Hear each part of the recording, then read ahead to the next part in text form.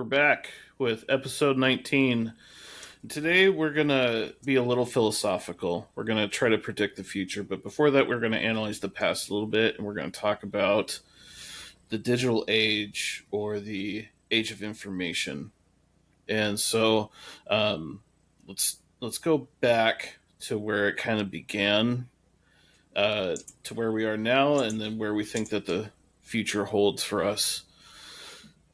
So the age of information, a lot of people point to the development of the transistor in 1946, I believe.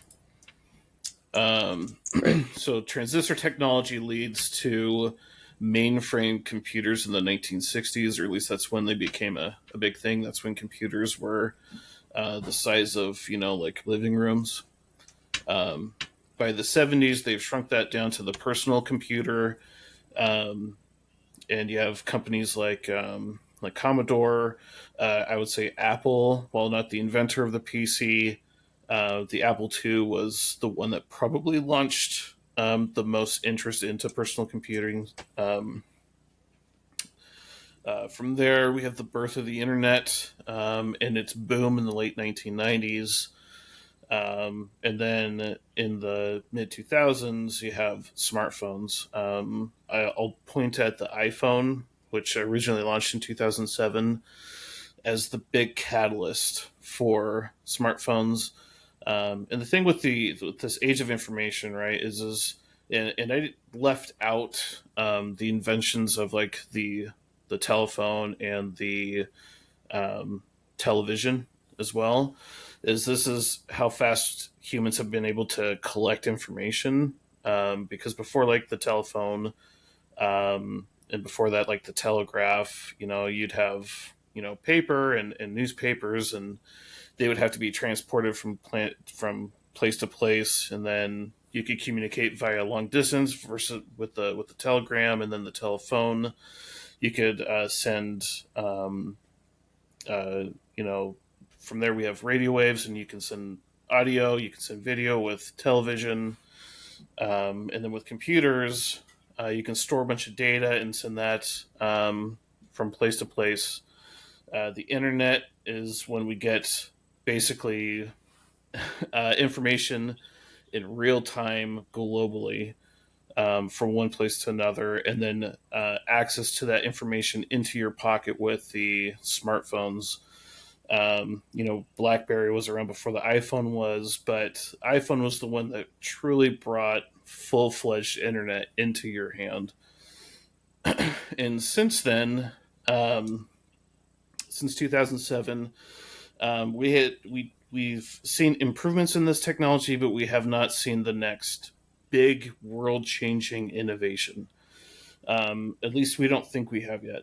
Um, it's possible that it already exists. If you look at this kind of timeline, every 10 to 20 years, you see some big innovation that shifts everything dynamically and it changes the world.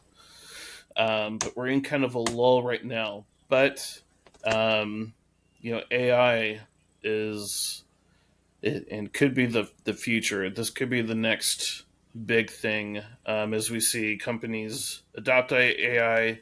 We're now seeing individuals adopt AI to do things for us. And AI might be the the death of the human brain and the birth of the digital brain. As we can let AI do the thinking for us at this point, almost to the point where maybe it can at some point gain sentience, which would be kind of crazy. Um, do you have any kind of thoughts? Anything triggering anything from this timeline that I just gave you? Yeah, I think that um, you mentioned kind of a lull, and I think that's even it's even more interesting than that because I think generally with technology we see things um, expanding with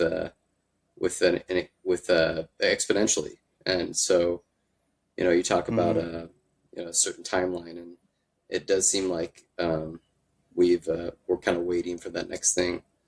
and it could be AI, like you say. Mhm. Um, I think that's there's a lot. That's definitely the topic that everyone's on now, and there's a lot of really cool things. I think we should kind of go ahead. So you and I have seen, two of these kind of world changing phenomena happen right before us, right? So you and I are old enough to remember life before the internet, Hmm. right? We remember when we were kids in first and second grade, and if we wanted to do a book report on Ronald Reagan, we had to go to a physical place called a library, and we had to rent books, um, physical books made of paper, and read these books. They were not read to us via Audible or anything like that. We had to actually go and read books. We remember watching commercials for like Encyclopedia Britannica. Do you remember those? Hmm. Yeah. So the idea of it was a for my parents owning an encyclopedia, like encyclopedia books was like a big deal. They were Um, expensive. they were expensive, and if you wanted to learn about something, you went to the encyclopedia. And if you really wanted to research something, you actually had to go to a library, and you had to dedicate time to do that.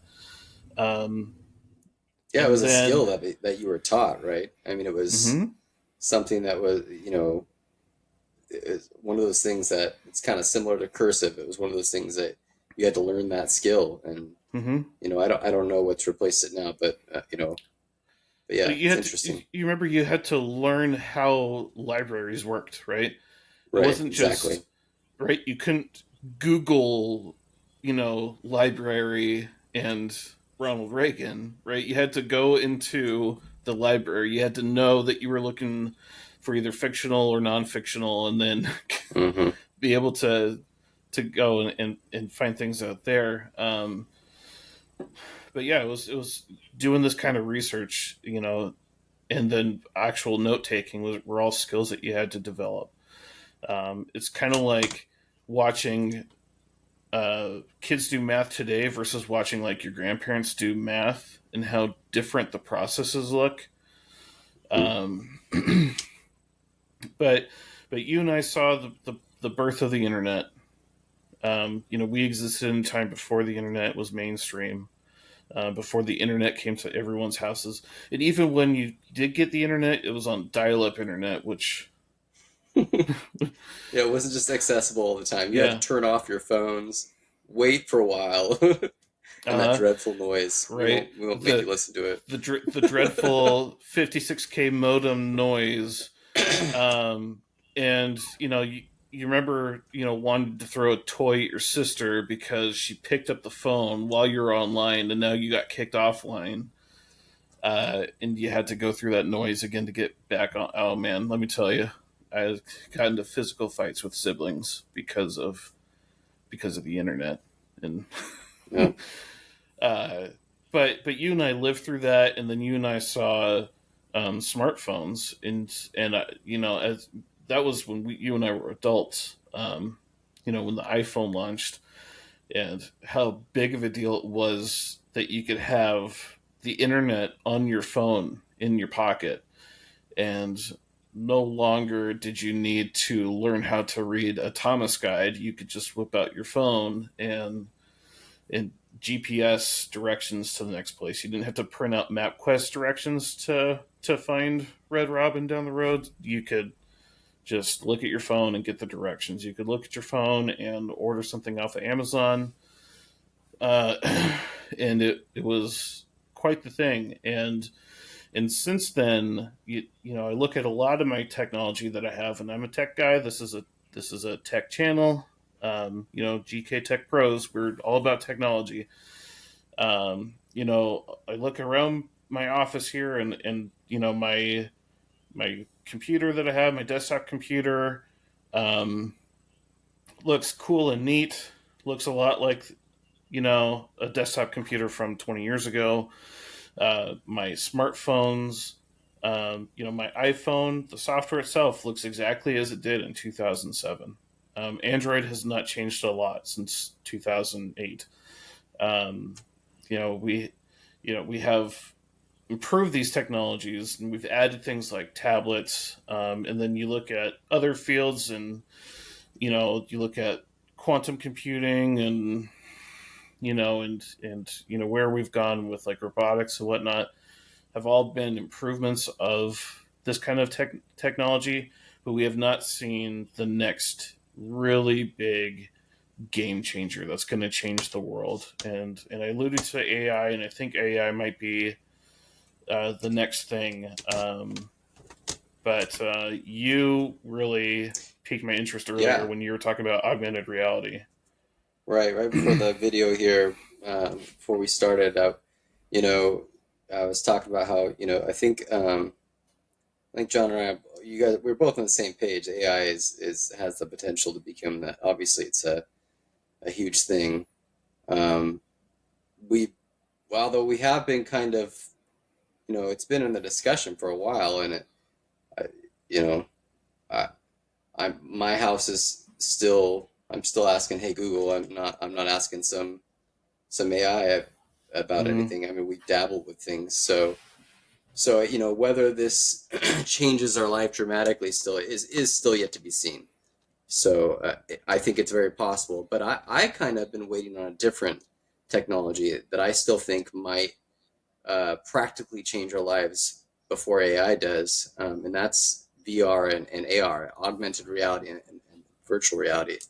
Um, it's kind of been a something we've been waiting for, and we have companies like Facebook switching to change rebranding to Meta, and I really think this is indicative of they I think they the idea is that it's anticipating that happening, this vision of no longer do we have a physical world and do we have a virtual world like the computer, like the internet, but we have something in between.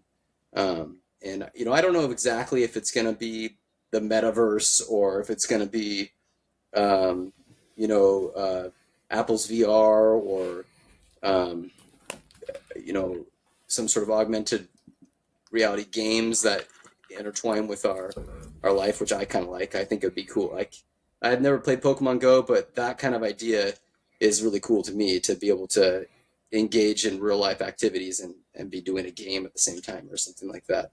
Um, might get some of us out of the house doing some jogs or something. But I don't know exactly how it'll come about, but I do, or like maybe we're all gonna wear lenses, or smart sunglasses, or I don't know what it will be, but I think this is the next thing. I think we're all going to be, and part of it is because I think capitalism is such a huge uh, uh, game change. I think that capitalism moves things, right? So if people can make a profit off it, I think that in our, at least especially in the whole world, but especially our country, that's what's going to really push it into our lives practically. And I think that there's such a potential here where if you could just be in your own house and not just on a, you know, not having to go look on your screen, your phone, which they have all sorts of things pulling us to our phone and to our computers. But if you couldn't leave it, if it was in your eyes, or if it was in your your glasses, or Elon Musk makes a brain chip or something, for us, if we couldn't Mm-hmm. leave it, and you're looking around and you see advertisements, um, there's an obvious advantage to that, to where I can right now look at my phone and look away. um, so I think that's where we're heading next before AI changes our practical lives. So this conversation has just exploded my brain with things, but like I see a blend of three things. The first thing that was triggered is Tron. You remember the movie Yeah. Tron, Oh yeah. right? Right, where you go from like the physical world to the to the digital world. The second thing I'm thinking about is the Oasis for Ready Player One. Yeah, yeah. That's I think that's a um, realistic. I'm optimistic. I hope that it's not that the Ready Player One version where we're all in terrible shacks or whatever they are, trailer parks that are about to fall Oh, over. the stacks, Um, yeah, yeah, the stacks. Yeah, the I hope that it's stacks. not like that. I'm optimistic that it will, we can have this in a healthier way than that. But I think that's my vision too. The Ready Player One is a perfect one. So the third thing that is being kind of triggered in my head is Apple Vision.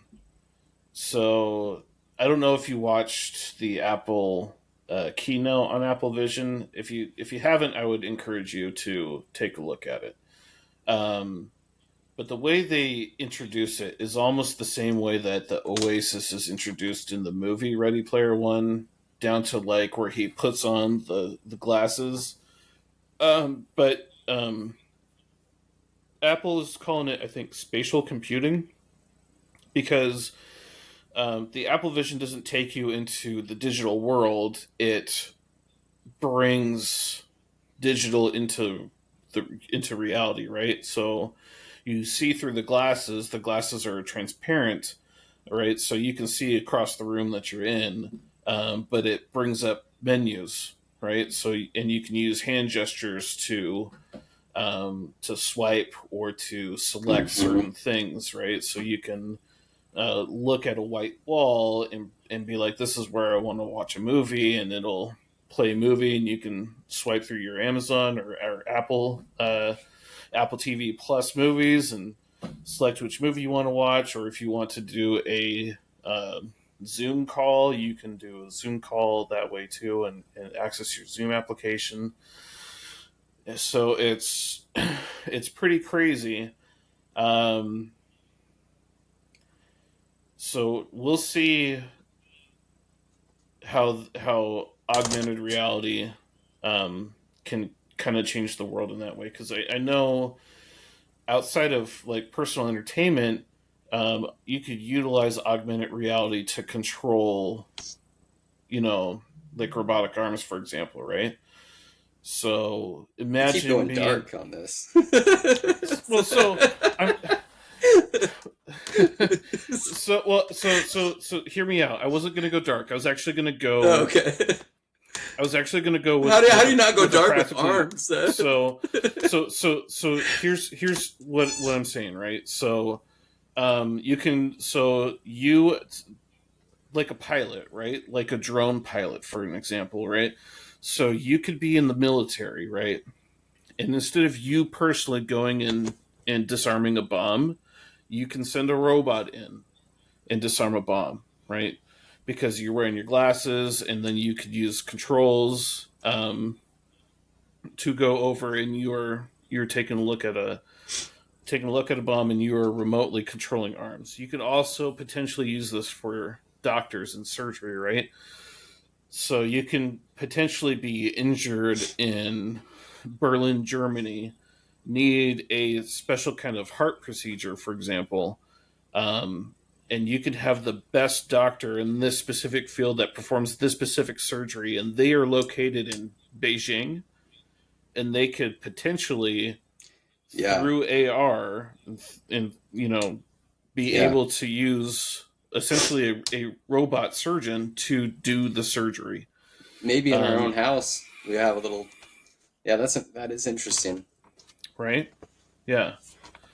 So so the so that's kind of the practical applications that I'm kind of thinking there. You can also use this type of stuff when it comes to like space missions, too. Um, I would say that's a lot harder, probably because you're fighting, time dilation and whatnot. But as far as being on planet Earth, the idea of performing a surgery, or performing maintenance or performing a repair via a robot and using augmented reality from one spot on planet Earth to another spot on the other side of Earth and doing it in real time, that's not far fetched.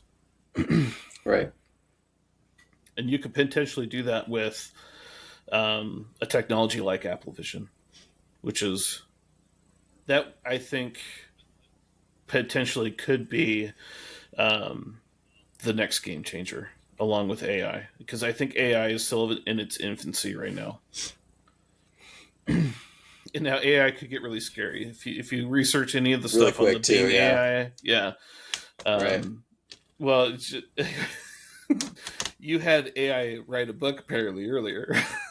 I did. Yeah. It's funny that I'm arguing for something other than AI, but I wrote a book right before this podcast. I was like, okay, I didn't prepare the podcast very well, so I went and had AI write a book about our topic. So, it's very interesting. That yeah. Well, I mean, like I said, this could be the death of the human brain, right? Because we're getting to the point where we can now, right now, we can use AI to assist us with this podcast. There's no reason why a year from now we can't just have AI take over. Yeah, there's a lot of discussion, obviously, about deep fakes or whatever. Mm-hmm. And maybe you and I don't exist, right? That kind of thing. This is Right? not Yeah. a. So, you've never met either of us, right? So Yeah. Yep. Right.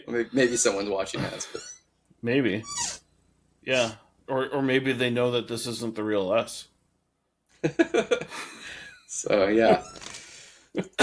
But yeah, I think let's see, we're about 20 minutes in. I kind of want Mm-hmm. to I want to hear what viewers if you guys have any comments. I want to hear what you guys think. If you guys think it's AI that's going to be the future, or if you guys think it's going to be VR, AR like me, or maybe something else. There's definitely a lot of fields out there that I feel like they're right on the precipice, right about to make a huge impact. So if you guys have something you think is going to explode soon, I'd Yeah. love to Absolutely. hear your Yeah. opinion. Leave a comment on our YouTube page. You can also leave comments through Spotify as well for anyone who's listening. Yeah, I'm sure there are other ways to get comments to us for with the other ones, but I know Spotify and YouTube are great for interactions with everyone who's watching or listening. But yeah, I'd love to get some feedback from anyone who wants to comment, because maybe we're totally wrong. Maybe we missed something in the age of information that someone else wants to point out, some sort of big innovation that we missed out on, or yeah, do you think that something else is coming? Is it not AI and it's actually robots? And robots are going to take over the world? Is it we're about to launch Skynet? Is that a thing? Anybody rooting for Skynet? Hoping for Skynet? No, Terminator. Let's go. I mean, Elon Musk has his internet thing. That's not, Space. Yeah, he think. Oh, okay. I thought you were gonna go space, but yeah, I mean, he's got he's gonna. SpaceX, but he's also got No, this. It's not Skynet, but it sounds something close to that. His internet service. I can't remember what's called. Starlink or Star. Starlink. Oh man, I think embarrassing. it might be Yeah, I think Starlink. that's what it is. Yeah, Yeah. Starlink, because focus groups probably frowned upon Skynet. I bet you Elon wanted to call it Skynet. Yeah, probably. he's like, no man, we got like I'm gonna buy Twitter and I'm gonna change it to X, and then I'm Skynet. and this is all gonna happening, and this is gonna happen right after I launch Skynet, and someone in PR was just like, no, they Too the soon. focus groups, yeah, the focus group said no to Skynet. He's like, fine, Starlink, I'll change it later to Skynet. Yeah. uh, not gonna lie, if it was Skynet, I probably would have bought into that service. Just for the name. come on, he had to have thought it would be Sky. I know he's a fan of uh, science fiction movies, right? Like, Definitely. like, well, I mean, like some of the Teslas offer ludicrous speed, which is from Spaceballs. So um, I'm sure he wanted to do Skynet instead of Starlink. Come on, it's a thing. Anyway, hey, it's a short one, but we can end it there probably. Yeah, let us know also if you want us to go in what direction you guys want us to go. If you want to hear more from us about a particular topic, let us know. And yeah, Yep, thanks for watching. yep. Thanks for watching or listening.